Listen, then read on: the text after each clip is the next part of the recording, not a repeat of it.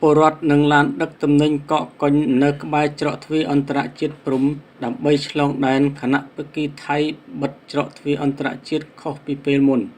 រហូតមកដល់ម៉ោង 9:00 នាទីព្រឹកថ្ងៃទី 9 ខែមិថុនាឆ្នាំ 2025 នេះគេសង្កេតឃើញអ្នកដំណើរទាំងប្រជាពលរដ្ឋខ្មែរនិងថៃព្រមទាំងភ្ញៀវជាតិនិងអន្តរជាតិបាននាំគ្នាធ្វើដំណើរឆ្លងដែនច្រកទ្វារអន្តរជាតិព្រំស្ថិតក្នុងភូមិផ្សារព្រំឃុំស្ទឹងកាច់ស្រុកសាលាក្រៅខេត្តប៉ៃលិនយ៉ាងមមាញឹកខណៈដែលពួកគេរងចាំនៅខាងមុខច្រកទ្វារមួយនេះអស់រយៈពេល 2 ម៉ោងខណៈដែលពីមុនជាធម្មតាត្រូវបានភាគីថៃនិងខ្មែរបើកឲ្យដំណើរការចេញចូលចាប់ពីម៉ោង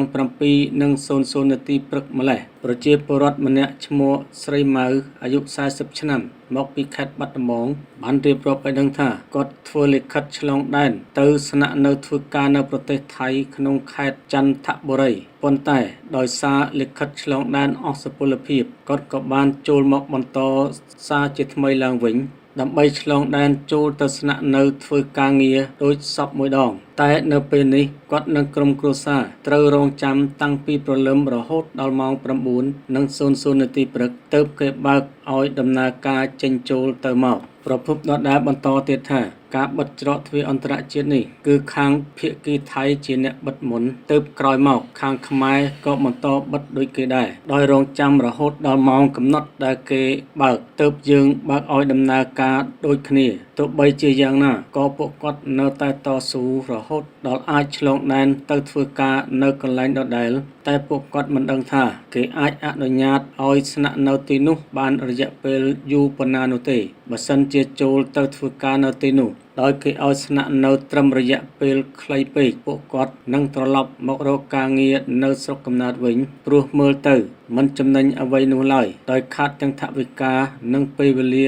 ថែមទៀតផងបើតាមប្រភពព័ត៌មានពីអ្នកបើកបររថយន្តដឹកផលិតផលម្នាក់បានឲ្យដឹងថារៀងរាល់ពេលគាត់អាចបើកបររថយន្តដឹកកសិផលឆ្លងដែនយកទៅលក់ដូរនៅខាងប្រទេសថៃវេលាម៉ោង 7:00 នាទីព្រឹកប៉ុន្តែចាប់តាំងពីថ្ងៃទី 8 ខែមិថុនាម្សិលមិញនេះខាងភាគីថៃបានបិទច្រកទ្វារអន្តរជាតិរបស់ខ្លួនដោយបើកឲ្យដំណើរការវេលាម៉ោង 9:00 នាទីព្រឹកដែលធ្វើឲ្យទាំងរថយន្តខ្មែរនិងរថយន្តថៃបានកកស្ទះនៅច្រកទ្វារមួយនេះយ៉ាងច្រើនគួរឲ្យកត់សម្គាល់ការបើកបិទច្រកទ្វារអន្តរជាតិបែបនេះពិតជាធ្វើឲ្យមានការកកស្ទះច្រើននិងខាតពេលវេលាប៉ះពាល់ដល់ជីវភាពប្រចាំថ្ងៃផងដែរមន្ត្រីច្រកទ្វារអន្តរជាតិព្រំបានដឹងដែរថាពួកគាត់បាននាំគ្នាសម្រួលផ្នែកចរាចរណ៍ដល់ប្រជាពលរដ្ឋក៏ដូចជាភ្ញៀវជាតិនិងអន្តរជាតិឲ្យចេញចូលទៅមកក្នុងទឹកដីប្រទេសថៃយ៉ាងរលូនបន្ទាប់ពីខាងថៃបើកឲ្យដំណើរការ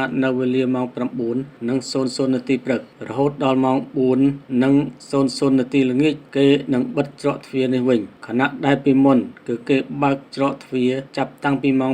7:00 នាទីព្រឹករហូតដល់ម៉ោង 10:00 យប់ទើបគេបិទច្រកទ្វារទាំងសងខាងតែម្ដង